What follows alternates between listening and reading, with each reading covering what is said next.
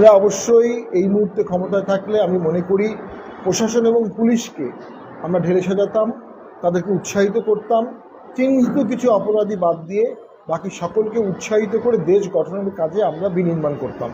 এবং প্রশাসনিক বিকেন্দ্রীকরণ, আজকে ঢাকায় এককেন্দ্রিক শাসন ব্যবস্থা হওয়ার কারণে ঢাকা শহর কলাপস করছে এবং বাংলাদেশের সার্বিক প্রশাসন কলাপস করছে।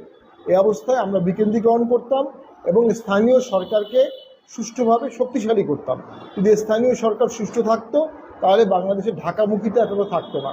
তো আমরা এই কাজগুলো অগ্রাধিকার ভিত্তিতে করতাম। তবে এখন যেহেতু একটি ক্রান্তিকালীন সময় চলছে, আমরা অর্থনীতিকে বাঁচানোর জন্য স্পেশাল প্যাকেজ দেওয়া উচিত ছিল এই সরকারের, গার্মেন্টসকে বাঁচানোর জন্য স্পেশাল প্যাকেজ দেওয়া উচিত ছিল, রেমিটেন্স বাড়ানোর জন্য, যদি রেমিটেন্স বেড়েছে আরও বাড়ানোর জন্য স্পেশাল প্যাকেজ দেওয়ার দরকার ছিল।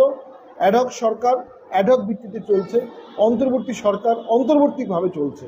অন্তর্বর্তী সরকার দীর্ঘমেয়াদী কোনো পরিকল্পনায় দেশকে নিয়ে যাচ্ছে না। মহাসচিব হিসেবে দায়িত্ব নেওয়ার পরে এমন কোনো প্রোগ্রাম হাতে নিয়েছেন যে সংগঠনকে শক্তিশালী করার জন্য কোনো পদক্ষেপ আছে কিনা?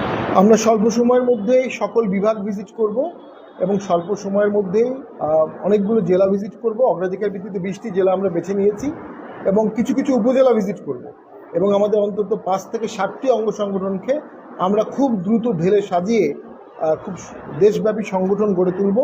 আমার ধারণা এই পদক্ষেপগুলো নিলেই জাতীয় পার্টি আস্তে আস্তে দাঁড়িয়ে যাবে।